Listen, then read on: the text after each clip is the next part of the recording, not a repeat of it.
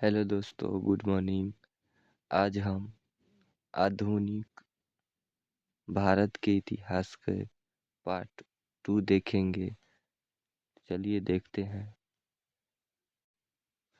पहला पॉइंट में है, पुर्तगालियों द्वारा हुगली को बंगाल की खाड़ी में समुद्री लूटपाट के लिए अड्डे के रूप में इस्तेमाल किया जाता था। यानी कि जो पुर्तगालियों सब आया था भारत में, इन्होंने पहली बार कालीकट में अपना व्यापारी खोटी खोला और जो हुगली है वो हुगली पर समुद्री लूटपाट का अड्डा बनाया था। यानी जो समुद्र में जो जहाज जाता था उस सबको लूट लेता था और वहीं पे हुगली में उसके अड्डा बनाया था लूटने का। दूसरा पॉइंट है, पुर्तगाली सबसे पहले भारत आए थे और सबसे बाद 1961 ईस्वी में भारत छोड़कर गए। यानी कि भारत में सबसे पहले 20 मई 1498 में आया पुर्तगाली और भारत में सबसे लास्ट में आज़ादी के बाद 1961 में भारत छोड़कर गया पुर्तगाली। यानी सबसे पहले आया भी पुर्तगाली भारत में और सबसे बाद में भी पुर्तगाली गया। अगला पॉइंट है, पुर्तगालियों ने ही भारत में सर्वप्रथम तंबाकू तथा आलू की खेती आरंभ करवाई थी। यानी कि पुर्तगालियों ने भारत में सबसे पहले तंबाकू की खेती और आलू की खेती की शुरू करवाया था। उससे पहले भारत में तंबाकू और आलू की खेती नहीं होता था। जब पुर्तगाली आया तो ये दोनों की फसल उगाना शुरू किया था। अगला है सर्वप्रथम भारत जापान व्यापार प्रारंभ करने का श्रेय इन्होंने ही प्रदान किया जाता है। यानी कि सबसे पहले भारत और जापान के बीच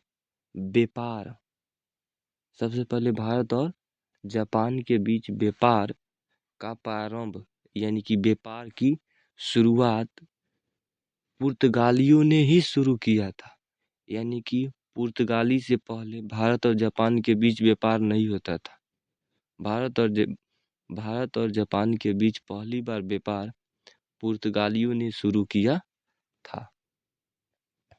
अगला पॉइंट है, पुर्तगालियों ने ही भारत में सर्वप्रथम 1556 ईस्वी में गोवा में प्रिंटिंग प्रेस की स्थापना किया था।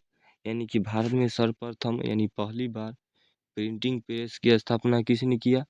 तो भारत में पहली बार प्रिंटिंग प्रेस की स्थापना पुर्तगालियों ने किया और पुर्तगालियों ने प्रिंटिंग प्रेस की स्थापना भारत में कब किया? तो 1556 ईस्वी में उन्होंने भारत में पहली बार प्रिंटिंग प्रेस की स्थापना किया था। अगला पॉइंट है, भारत में गोथिक स्थापत्य कला की स्थापना का श्रेय पुर्तगालियों को दिया जाता है। तो भारत में जो गोथिक स्थापत्य कला जो कला संस्कृति होता है उसका श्रेय भी पुर्तगालियों को ही दिया जाता है, क्योंकि उन्होंने ही आया था तो यहाँ इसकी शुरुआत किया था। अगला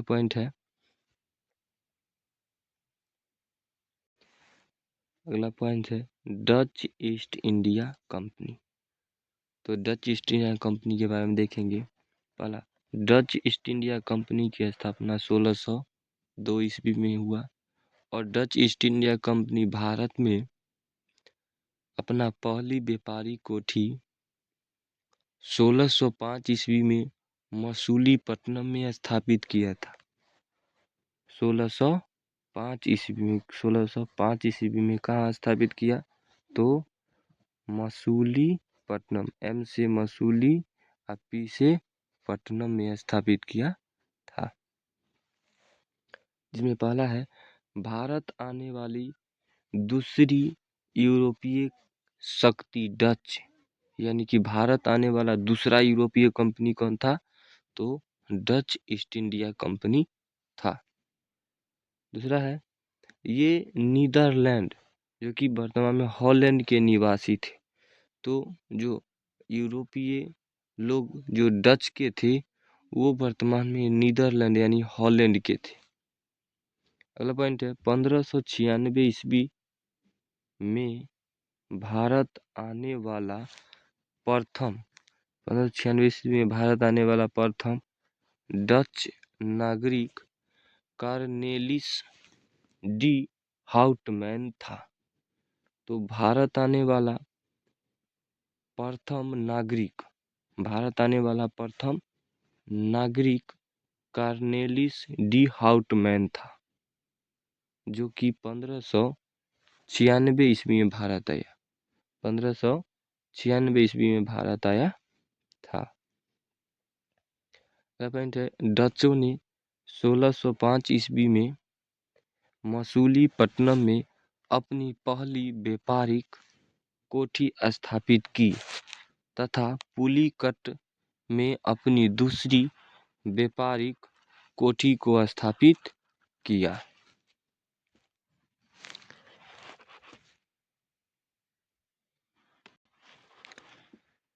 डचों का दूसरा व्यापारिक कोठी एवं सूरत में अपनी तीसरी व्यापारिक कोठी स्थापित की।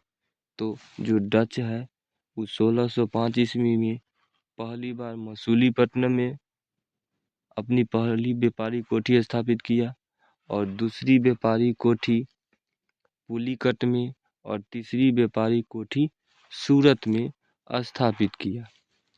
अगला है डच ईस्ट इंडिया कंपनी ने 1632 ईस्वी में अपनी फैक्ट्री पटना में स्थापित किया। तो जो ये डच ईस्ट इंडिया कंपनी है ये बिहार के पटना में 1632 ईस्वी में अपना व्यापारिक कोठी स्थापित किया था। वो भी पटना में, बिहार के पटना में अपना व्यापारिक कोठी स्थापित किया था। अगला है 1759 ईस्वी के बेदरा के युद्ध में अंग्रेजों ने 1759 के बेदरा के युद्ध में अंग्रेजों ने डचों को बुरी तरह से पराजित कर दिया और उनके सभी व्यापारिक कोठियों पर अधिकार कर लिया। तो ये जो बेदरा का युद्ध हुआ कब हुआ? तो बेदरा का युद्ध 1759 में हुआ। बेदरा का युद्ध किसके बीच हुआ? तो अंग्रेज और डचों के बीच हुआ था। और ये बेदरा के युद्ध में अंग्रेज जीत गया और डच हार गया। बेदरा के युद्ध में कौन जीता? तो बेदरा के युद्ध में अंग्रेज जीत गया और डच हार गया। और बेदरा के युद्ध हुआ 1759 में और इसमें बेदरा के युद्ध में अंग्रेजी सेना का नेतृत्व थॉमस मुनरो कर रहा था। अगला है उसके बाद अगला पॉइंट है इस युद्ध में अंग्रेजी सेना का नेतृत्व क्लाइव ने किया था। तो ये जो बेदरा का युद्ध जो कि 1559 ईस्वी में हुआ था, इसमें अंग्रेजी सेना का नेतृत्व रॉबर्ट क्लाइव कर रहे थे। अंग्रेजी सेना का नेतृत्व किसने किया था? तो 1559 बेदरा के युद्ध में अंग्रेजी सेना का नेतृत्व रॉबर्ट क्लाइव कर रहा था, जिसे अंग्रेजी सेना जीत गई। अगला पॉइंट है डच भारत से अधिक इंडोनेशिया से व्यापार करने में रुचि रखते थे। तो जो डच लोग थे, जो डच कंपनी थी, वो भारत से ज़्यादा इंडोनेशिया से व्यापार करने में इच्छा यानी रुचि रखता था। अगला पॉइंट है, भारत को भारतीय वस्त्रों के निर्यात का केंद्र बनाने का श्रेय डचों को जाता है। तो जो भारत से भारतीय वस्त्र यानी भारत के कपड़ा के निर्यात यानी कि बेचने का श्रेय डच लोगों को दिया जाता है। यानी कि भारत में जो सूती वस्त्र का निर्यात यानी बेचने का केंद्र डचों ने ही भारत को बनाया था।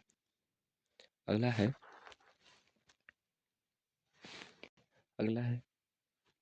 Danish east India company. Danish east India company की स्थापना 1616 ईस्वी में हुआ था। तो डेनिश ईस्ट इंडिया कंपनी की स्थापना कब हुआ? 1616 ईस्वी। पहला है, इन्होंने अपनी व्यापारिक कोठी तमिलनाडु में के ट्रेकोबार में स्थापित किया। यानी कि डचों ने अपना पहला व्यापारिक कोठी, डेनिश ईस्ट इंडिया कंपनी ने अपना पहला व्यापारिक कोठी तमिलनाडु के ट्रेकोबार नामक स्थान पर स्थापित किया था। दूसरी व्यापारिक कोठी बंगाल के सोलापुर में स्थापित किया था।